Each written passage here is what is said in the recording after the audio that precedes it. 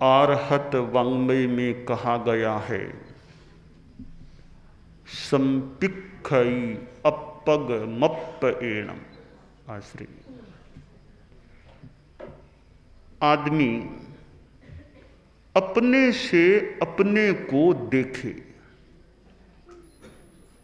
हमारे पास नेत्र हैं और नेत्रों के द्वारा हम दूसरों को देख पाते हैं, स्वयं के शरीर को भी संभवतः प्रायः साक्षात देख लेते हैं, कुछ भाग नहीं भी दिखाई दे, प्रायः नहीं तो कुछ हिस्सा अपने शरीर का भी देखा जा सकता है। शरीर को देखना भी पुद्गल को देखना है, पुद्गल के द्वारा पुद्गल को देखना है। हम अपने आप को देखने की दिशा में कुछ आगे बढ़ने का प्रयास करें, अपने साथ रहने का प्रयास करें। एक गुरु और शिष्य दो यात्रा में थे, पद यात्रा में, और मार्ग बिल्कुल हरियालीमय आ गया, जंगल का सा माहौल। जैसे मेघालय में भी हमने काफी हरियाली का प्राधान्य देखा। तो चलते जा रहे थे तो गुरु ने कहा, शिष्य अच्छा वृक्षों का स्थान है, नीरव वातावरण है, विजन स्थान भी है, मैं थोड़ी देर ध्यान की साधना कर लेता हूं। ध्यान की साधना करने वालों के लिए एकांत स्थान, अच्छा प्राकृतिक सुषमा वाला स्थान हो तो ध्यान में ज्यादा अनुकूलता रह सकती है। यूं तो समतावान कहीं भी बैठे ध्यान कर ले। तो चेला बोला, गुरुदेव आपकी जैसी इच्छा। हालांकि विलंब तो हो जाएगा आगे मंजिल तक पहुंचने में, फिर भी चूंकि आपकी ध्यान में रुचि रहती है तो आपकी इच्छा हो तो आप भले ध्यान कर लो, मैं यहीं आसपास बैठा हूं। कहा ठीक है, तुम देख लेना, अपना स्वाध्याय वगैरह कर लेना, जैसे अनुकूलता हो, मैं थोड़ा ध्यान लगाता हूं। तो गुरुवर ध्यान में विराजमान हो गए, पद्मासन की मुद्रा, हाथों की ज्ञान मुद्रा, रीढ़ की हड्डी सीधी, गर्दन सीधी, आंखें कोमलता से बंद, और श्वास को लयबद्ध कर वे जप की गहन साधना में चले गए। कुछ समय बीता, गुरुदेव ध्यान मग्न थे। एक शेर आता हुआ शिष्य को दिखाई दिया और शेर उधर ही आ रहा था जिधर गुरुदेव विराजमान थे और वो चेला भी था। तो चेले ने कहा, गुरुदेव आप ध्यान पूरा कीजिए, शेर आ रहा है, तत्काल दूसरी जगह आप पधार जाइए। गुरुदेव तो ध्यान मग्न थे, मानो चेले की बात को सुना ही नहीं। चेले ने दोबारा प्रयास किया गुरुवर को बताने का, तिबारा किया, फिर गुरुदेव एकदम ध्यान मग्न, कोई बात पर ध्यान नहीं दे रहे हैं, अपने ध्यान में मग्न थे। तब चेले ने सोचा, रो ये तो मरेंगे, मैं क्यों मरूं, मैं तो अपनी जान बचाऊं। चेला तो वहां से तीव्र गति से चला, पास में कोई मकान था, मकान के अंदर घुस गया, गेट को भी बंद कर लिया और खिड़की से देख रहा था कि क्या हो रहा है। शेर चलते चलते जहां गुरुवर ध्यान मग्न थे वहां आया और थोड़ी देर शेर वहां रुका, मानो कि गुरुवर की उपासना कर रहा था। थोड़ी देर गुरुवर को शेर देखता भी रहा। 5-7 मिनट वहां रुक करके शेर आगे बढ़ गया, बहुत दूर चला गया। तब वो शिष्य मकान से बाहर आया। अब गुरुवर ने अपना ध्यान संपन्न किया, 2-3 दीर्घ श्वास लेते हुए आंखें खोली और वह शिष्य निकट आ चुका था। बोला, गुरुदेव अब क्या मर्जी?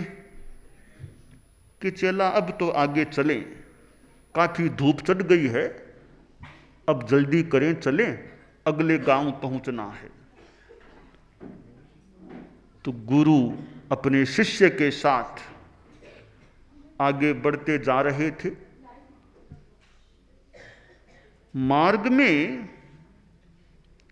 एक मच्छर गुरुवर के शरीर को काट गया। जो ही मच्छर ने काटा, और थोड़े से गुरुवर उफ करने लगे कि मच्छर काट गया, मच्छर काट गया। चेले को हंसी आ गई। गुरु ने पूछा, अरे हंसा क्यों, क्या बात हुई?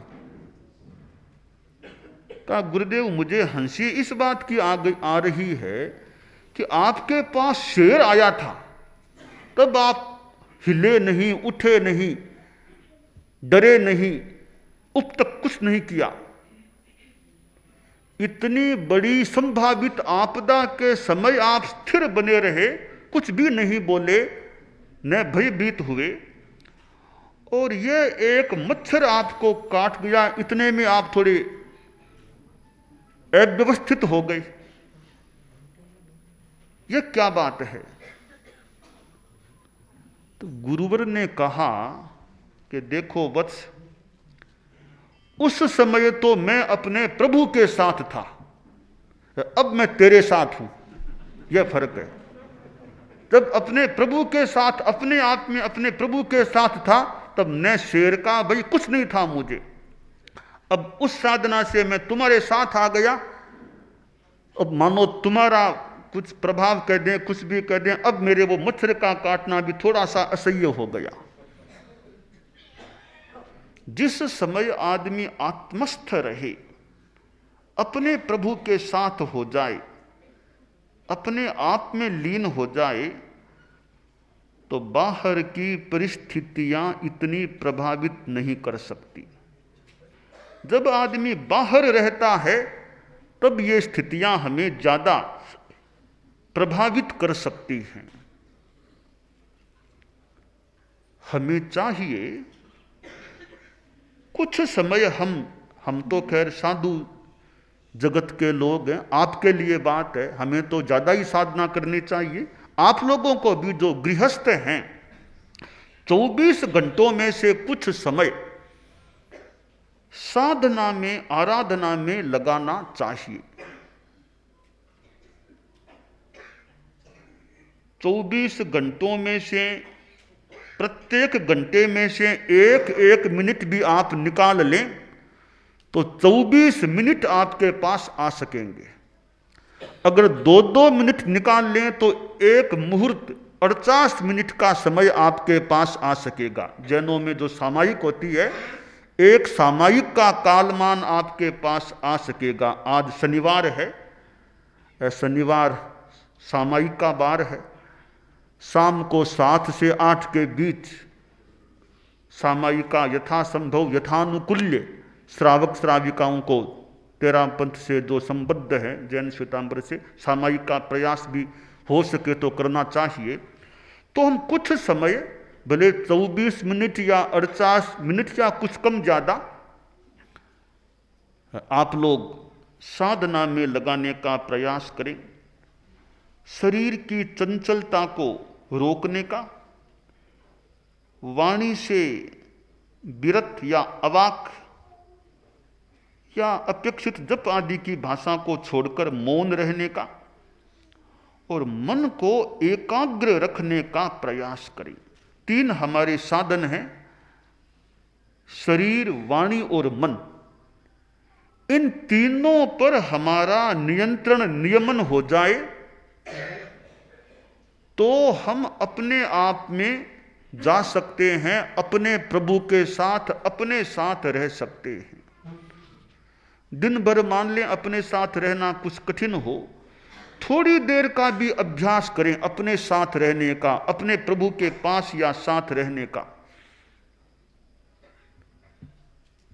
तो यह थोड़ी देर का समय भी हमें ऊर्जस्वल बनाने वाला और पवित्रता प्रसन्नता प्रदान करने वाला बन सकता है। ध्यान की बात धार्मिक जगत में प्रसिद्ध है। परम पूज्य गुरुदेव तुलसी, परम पूज्य आचार्य महाप्रज्ञ जी प्रेक्षा ध्यान की बात बताते थे। प्रेक्षा, अपने आप को देखो, प्रकर्षेण ईक्षणम प्रेक्षा, गहराई से विशिष्टता से देखना प्रेक्षा होता है। और अपने आप को देखना प्रकर्षेण, वो प्रेक्षा हो जाता है।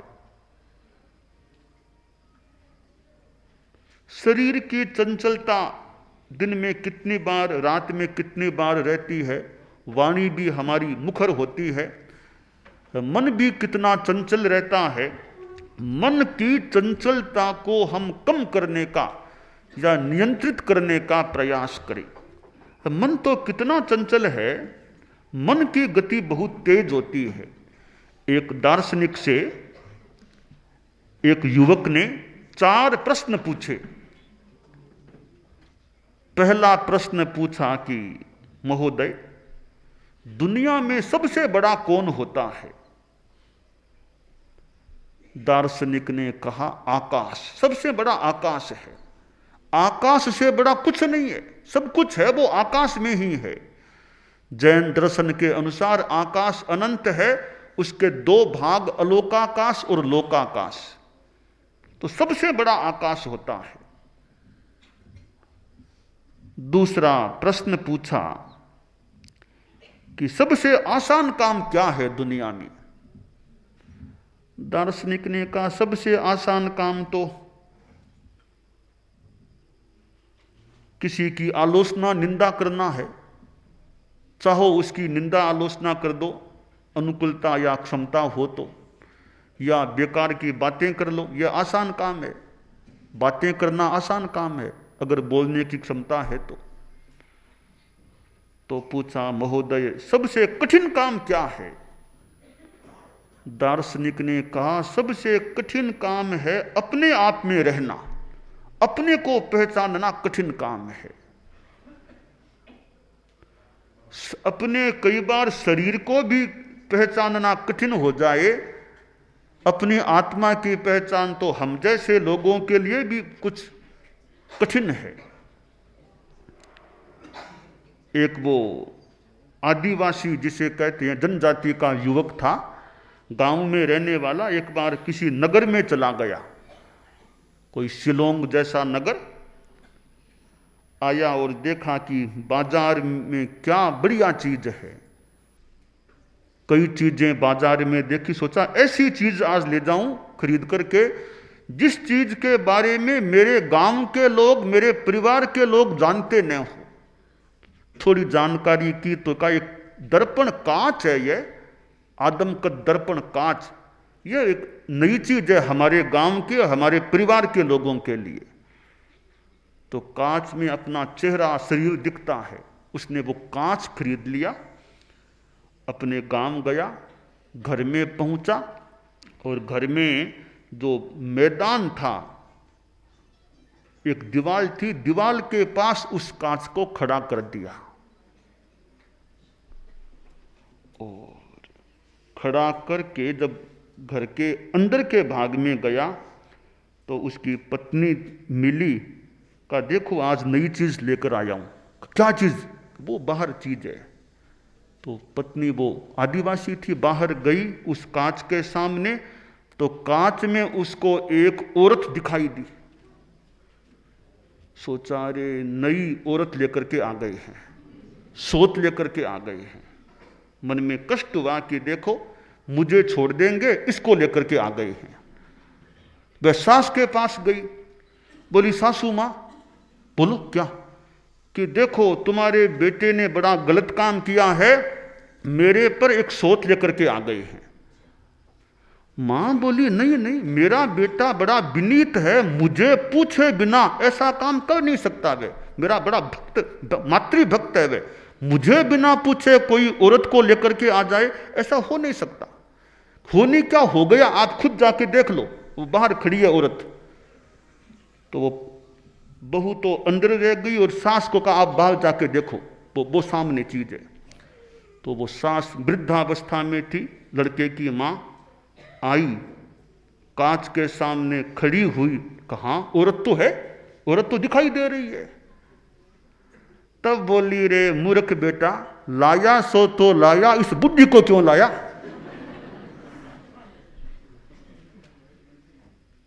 अब न तो उस बहू ने अपने आप को, उस प्रतिबिंब को पहचानने का प्रयास किया, क्या पहचान नहीं सके, न उस सास ने पहचानने का लाभ प्राप्त किया। यह तो शरीर की पहचान, प्रतिबिंब को भी वो नहीं पहचान सके, तो हम आत्मा की पहचान तो बहुत बहुत दूर की बात होती है। फिर भी हम उस दिशा में थोड़ा प्रयास करें और शरीर की चंचलता को रोकने का, वाणी से मौन होने का, मन से एक आलंबन पर केंद्रित होने का या अविचार होने का प्रयास करें। साथ में कोई जप का साधन ले लें तो भी हम अपने आप को पहचानने की दिशा में, अपने साथ रहने की दिशा में आगे बढ़ सकते हैं। आप थोड़ी सी देर के लिए प्रयोग कीजिए, सावधान, सीधे मेरुदंड और गर्दन को सीधा रखें, बिना कोई तनाव, शरीर को सीधा, मेरुदंड और गर्दन को सीधा रखें। हाथों की मुद्रा, बाईं हथेली पर दाईं हथेली, दोनों अंगूठे मिले हुए, शरीर को ढीला छोड़ दें, रिलैक्स कर दें, ढीला छोड़ दें। शरीर को स्थिर रखने का प्रयास करें, जैसे प्रतिमा मूर्ति होती है वैसे स्थिर रखने का प्रयास करें। वाणी से बोलना नहीं, और मन की चंचलता को भी कम करने का प्रयास करें। उसके लिए श्वास को लंबा करें, दीर्घ श्वास, लंबा श्वास लें, लंबा श्वास छोड़ें, धीरे धीरे श्वास लें, धीरे धीरे श्वास छोड़ें।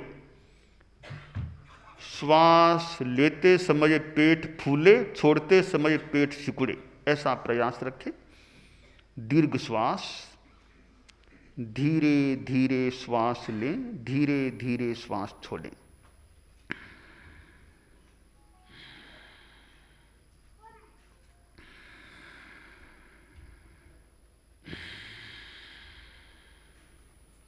अब चित्त को ललाट के मध्य भाग के नीचे जो भ्रिकुटी का भाग है, जिसे दर्शन केंद्र कहते हैं, वहां पर भ्रिकुटी मध्य में चित्त को, मन को ले जाएं, केंद्रित करें, और वहां नमो सिद्धाणम, नमो सिद्धाणम लिखा हुआ देखें कि बाल सूर्य का रंग, उगता हुआ सूरज का जो रंग, अरुण रंग, ऐसे रंग में लिखा हुआ है नमो सिद्धाणम, अर्थात सिद्धों परमात्माओं को नमस्कार। नमो सिद्धाणम को लिखा हुआ दर्शन केंद्र पर भ्रिकुटी मध्य में पढ़ने का प्रयास करें। लंबा श्वास चले और नमो सिद्धाणम को पढ़ने का प्रयास।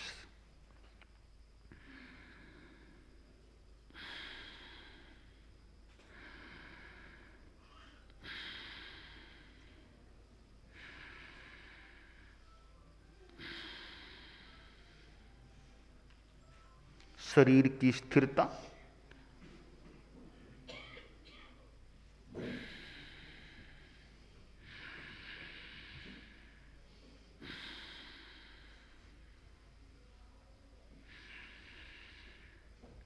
मन और कहीं चला जाए तो वापिस उसे नमो सिद्धाणम में लाने का प्रयास करें।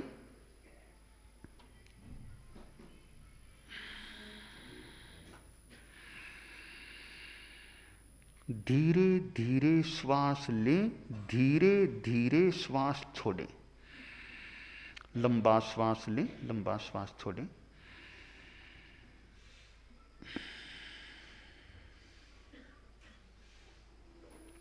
परमात्मा अनंत शक्ति संपन्न है। मेरे भीतर भी शक्ति का संचार हो, शक्ति का विकास हो।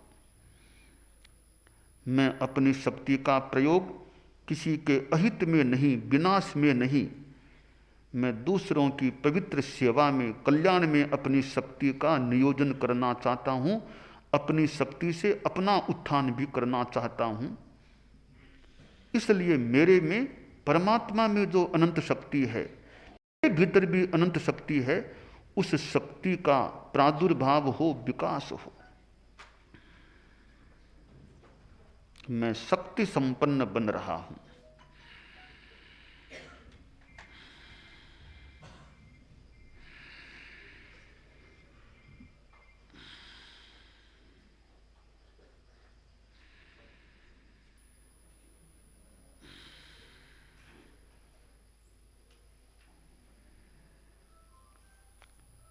अब महाप्राण ध्वनि का प्रयोग करें। श्वास को भरें छोड़ते हुए।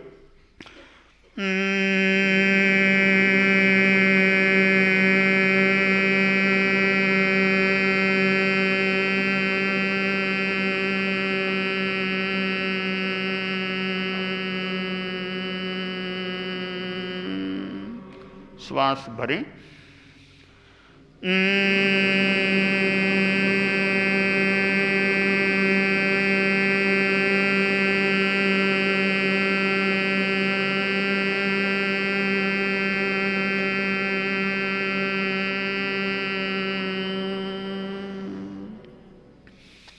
श्वास भरें।